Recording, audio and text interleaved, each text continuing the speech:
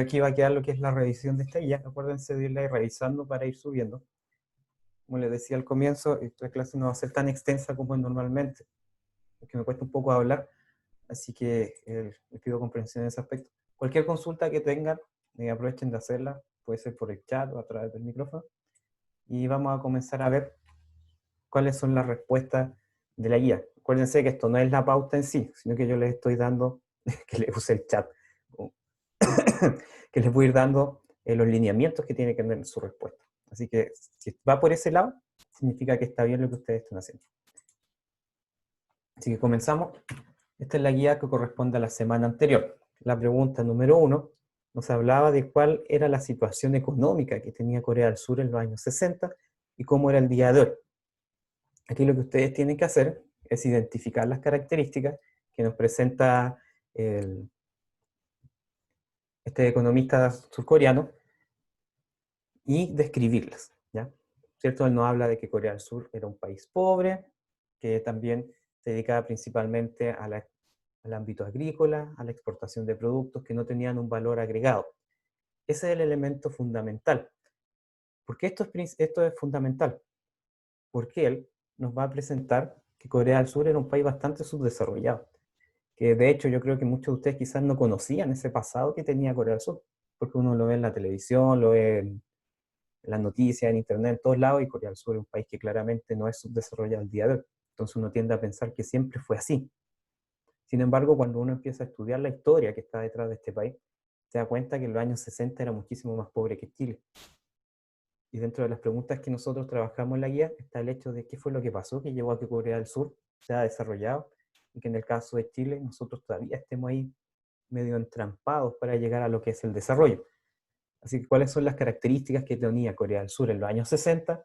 País pobre, agrícola, enviaba soldados a Vietnam, una gran fuente de ingresos era este envío de soldados. ¿Por qué? Vietnam, ¿cierto?, estaba en guerra entre el sur y el sur apoyado por Estados Unidos, y Estados Unidos le pagaba a Corea del Sur por cada soldado que enviaba a pelear en Vietnam. Y eso era una fuente de ingreso importante para muchas familias surcoreanas.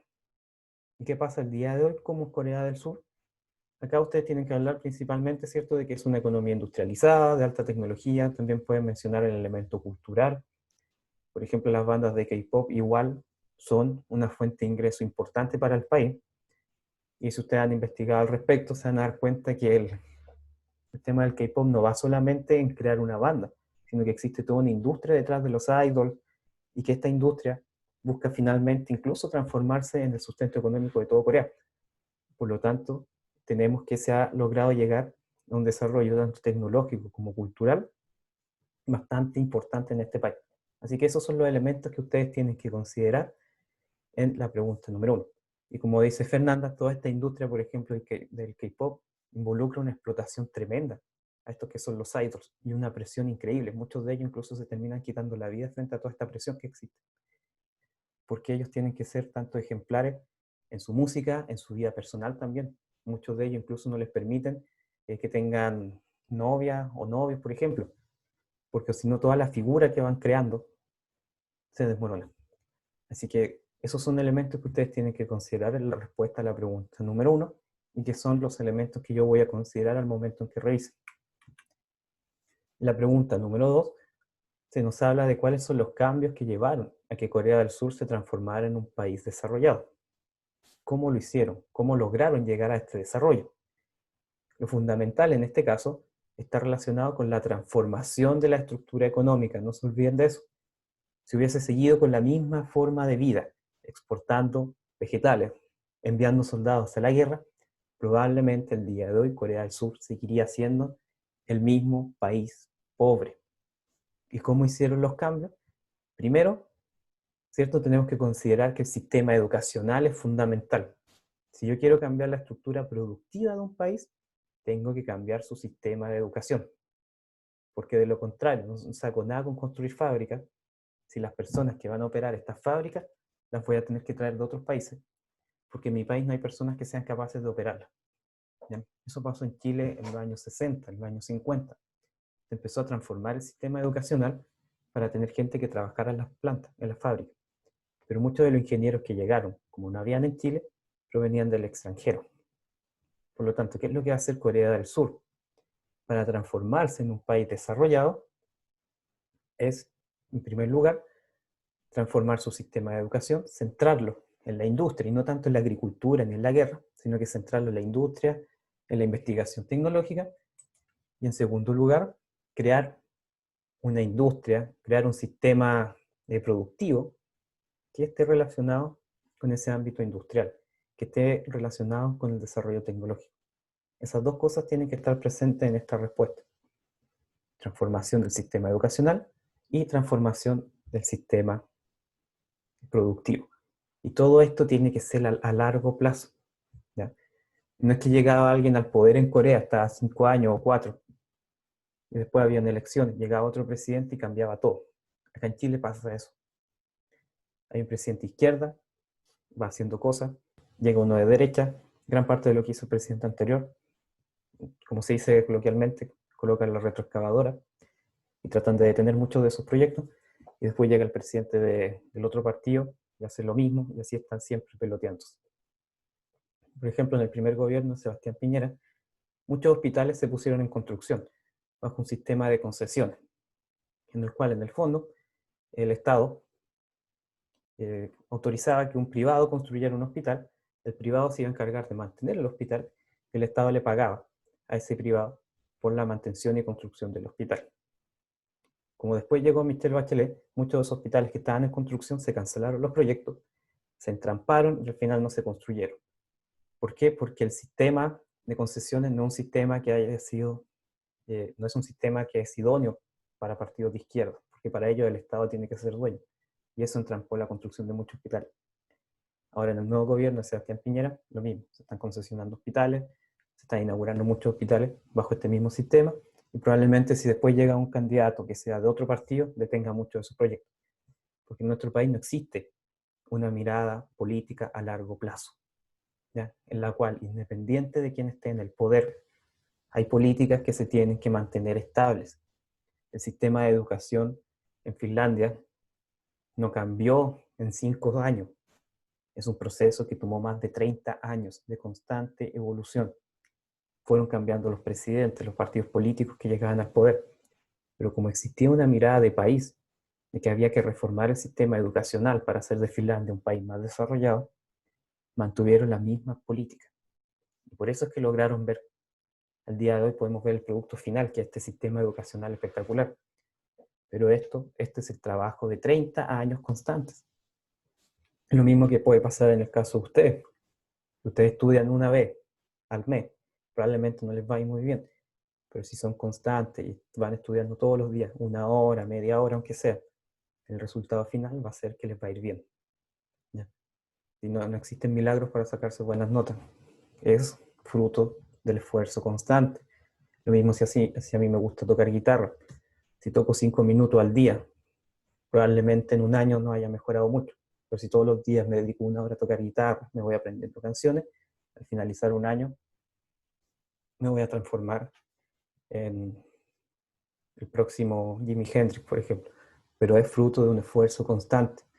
Lo mismo pasa en los países. Si yo tengo una política y la voy cambiando cada 5 años, al final de cuentas no voy a lograr nada. Y eso es lo que hizo Corea del Sur. Tuvo una política a largo plazo. Corea del Sur pensó, yo quiero tener un país más desarrollado, pero no en 5 años. Voy a pensar, ¿cuál es el Corea del Sur que quiere en 40 años más? Y lo lograron. Siguieron todos los pasos, independiente de quién estaba en el poder, seguían con la misma estructura educacional, con la misma estructura productiva, y finalmente dio el resultado de lo que tenemos el día de hoy. Eso debería estar en la respuesta número 2. Pasando a la pregunta número 3, de acuerdo con el autor, un PIB alto significa desarrollo. En la imagen que ustedes tienen a la derecha, pueden ver que aparece el ingreso per cápita de 8 países latinoamericanos. Ustedes se fijan, Uruguay y Chile son los países que tienen los ingresos per cápita mayores en Latinoamérica. ¿Ya? Son los 2 países que tienen el mayor ingreso per cápita.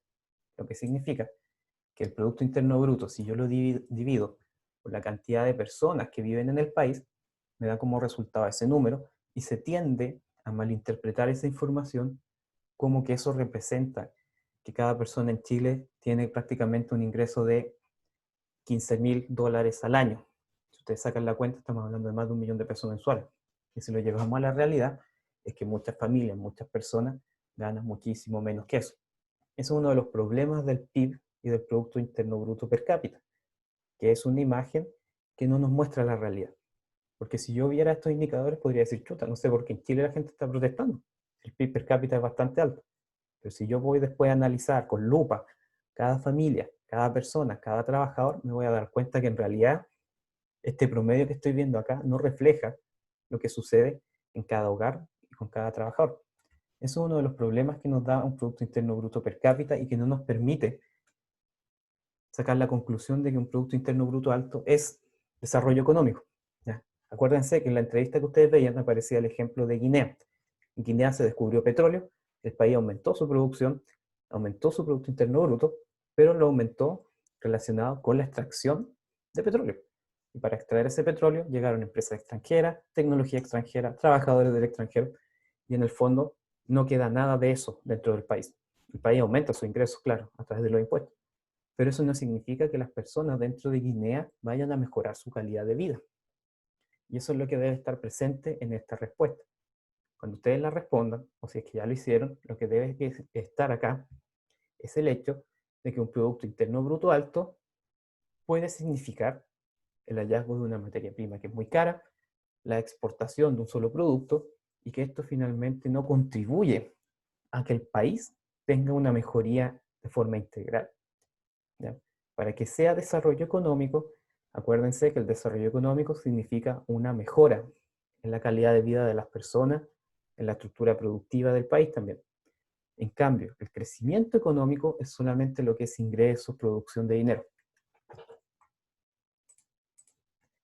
Pasando a la pregunta 4, aquí seguramente la fotografía que está ahí ustedes la logran identificar.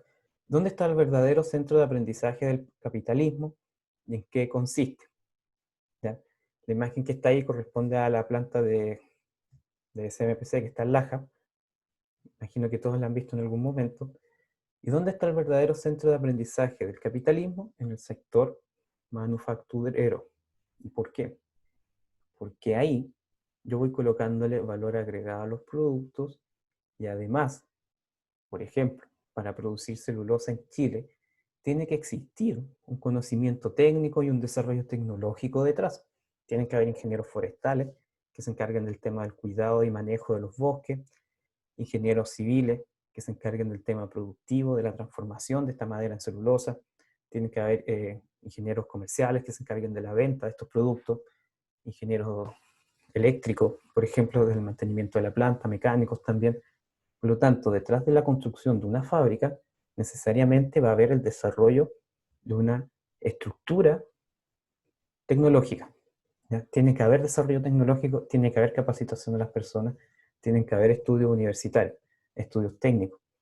Y eso es el verdadero centro de aprendizaje del capitalismo, donde yo transformo una materia prima, la transformo en una industria, y para que esta industria sea sustentable en el tiempo, tengo que formar personas que puedan trabajar en ella. Eso es fundamental en la respuesta a la pregunta número 4. Hay una fábrica. Pregunta número 5. En Chile, ¿es mal visto por los empresarios y el gobierno una economía que exporta materias primas? ¿Por qué?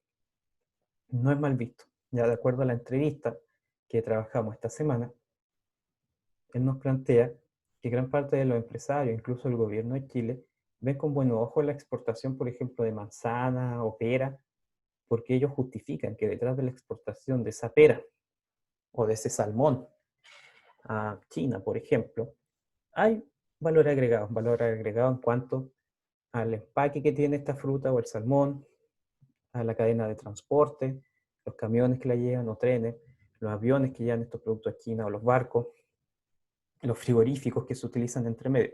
Eso es para ellos el valor agregado. Sin embargo, en nuestro país existe una fragilidad en cuanto a ese valor agregado. Por ejemplo, la noticia que está acá, de hace 2 años atrás, en Chile se fabricaban contenedores que tenían sistemas de refrigeración. Esto está una planta que está ubicada en San Antonio. El problema era que gran parte de las piezas que tenían estos contenedores para fabricarse no se producían en Chile. Había que traerlas de China, de Perú, de otros países. Y lo que se hacía acá principalmente era ensamblar. A medida que fueron aumentando las condiciones laborales de los trabajadores, fueron aumentando el sueldo y todo, al final la fábrica tomó la decisión de cerrar en Chile porque les salía muy caro fabricar los productos, porque gran parte de las piezas de estos contenedores, como les decía, no se fabricaban aquí en Chile, por lo tanto los costos de transporte eran muy altos. Por lo tanto, este valor agregado del cual nos hablan, en realidad no es así. Para que exista realmente un valor agregado, tiene que haber una transformación de la materia prima en algo con mayor valor, como por ejemplo transformar el cobre en cables, o transformar el litio en baterías, o transformar los bosques en muebles, por ejemplo. Ahí hay un valor agregado. En cambio, cuando yo exporto una materia prima, toda la industria que está detrás de mandar una manzana a China no le da un mayor desarrollo a la economía del país. Así que, desde este punto de vista, en nuestro país no está mal visto. ¿Y por qué? Porque se considera que aunque exportemos una manzana, consideran que detrás de esa manzana existe una industria. Pero sin embargo, para que realmente exista incorporación, disculpa, para que realmente exista incorporación de un valor agregado al producto, se tiene que transformar en algo más, no solamente exportarse como la manzana que es. ¿En qué consiste el aprendizaje colectivo y por qué es tan importante para lograr el desarrollo? La imagen que ustedes ven al lado derecho corresponde al parque científico y tecnológico que se va a construir detrás de la Universidad de Concepción hacia los cerros. Y este parque tecnológico se considera que es importante porque va a permitir que la región del Biobío se transforme en un polo tecnológico en Sudamérica. De hecho, el día de hoy se está avanzando en tirar una línea de fibra óptica de nuestro país hacia Australia y de ahí hacia Japón.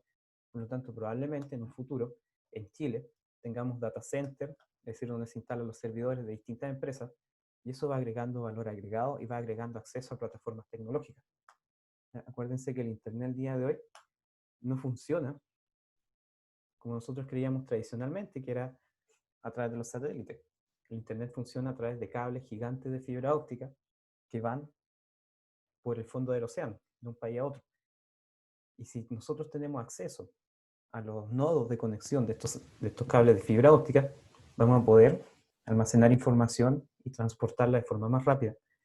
Y en gran parte la tecnología es la que influye en el desarrollo de un país, porque gracias a esa tecnología yo le voy a poder dar valor agregado a los productos que tengo, como lo que está pasando actualmente con el cobre.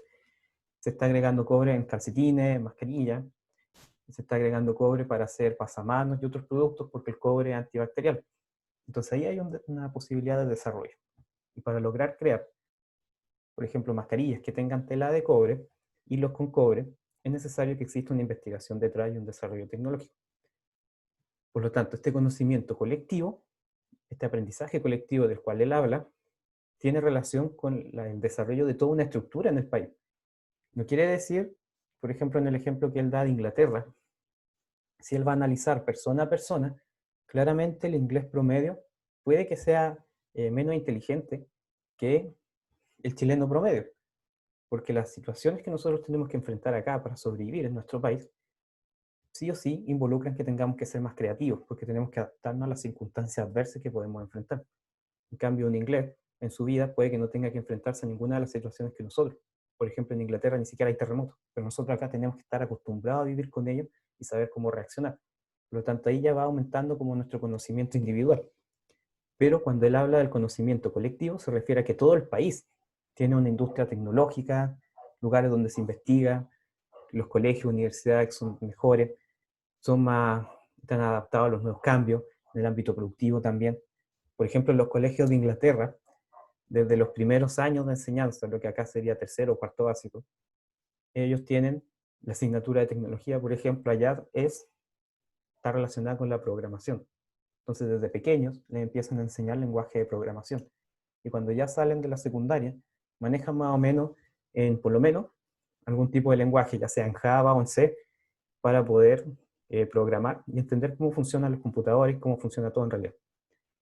Desde ese punto de vista, yo personalmente una de las cosas que haría sería reformar la asignatura de tecnología en Chile y enfocarla sí o sí en lo que es ámbito tecnológico, no en lo que actualmente se dedica, haciendo casas de palo, como dice el Pato, sino que ahí debería estar el foco del desarrollo del país.